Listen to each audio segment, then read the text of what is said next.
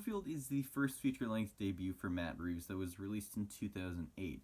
This was a film that was shrouded in mystery and left audiences stumped and intrigued to check out this obscure movie. And upon its release in 2008, the film was met with mixed but mostly positive reviews. And almost a decade later, I finally got the chance to check out Cloverfield for the first time, and overall my experience with the film was mostly good. It didn't do anything to blow me away, nor was it offensively bad. Cloverfield tells the story of a group of friends trying to survive a monster attack in New York City, and the film stars mainly, at the time, unknown actors like a very young Lizzie Kaplan and T.J. Miller. And the acting itself was serviceable for the most part, save for like a couple weak performances, but at least everybody felt convincing, like they were going through some shit. Now, the main spectacle of this film is the monster and the setting. Now, although you don't get too many good glimpses at the monster, it is a neat design and it did feel threatening enough.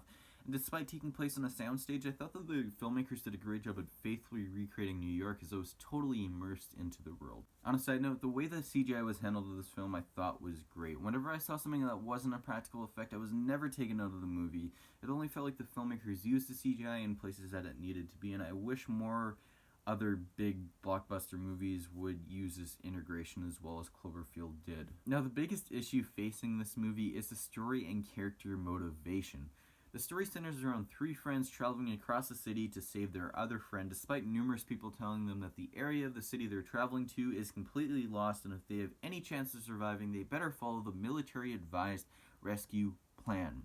And the motivation to save this one friend is extremely weak, because out of the three friends that tagged along, only one of them should have gone to save this one friend, because the other three only knew this one person mutually, so why would you risk your life saving somebody you barely know? Along their trek, these characters make really poor decisions that left me shaking my head on multiple occasions. Like, I'm talking about bottom-of-the-barrel horror movie tropes. Many of the deaths that happen in this film could have totally been avoided if the characters the audience is supposed to root for weren't so dense. It makes me wonder why there weren't revisions to the script to make every action in this movie feel plausible rather than the result of just bad character writing.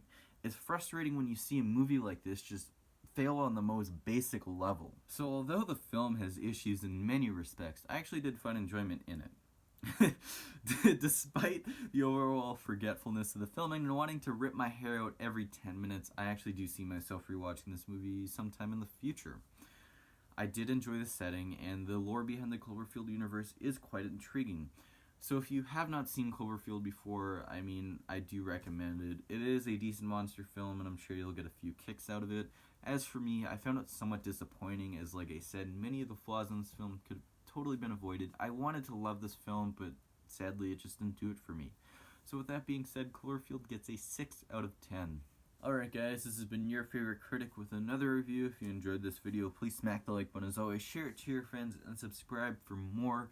My next review will be of either Creep 2 or Trailer Park Boys Season 1, so look out for one of those in a couple of days or a week, who knows. And yeah, also subscribe, follow my Instagram account if you want, links in the bio. Just keep updated with me about movies I'm watching, reviews that are coming up and such. Also follow me on Letterboxd to see what I've been watching lately.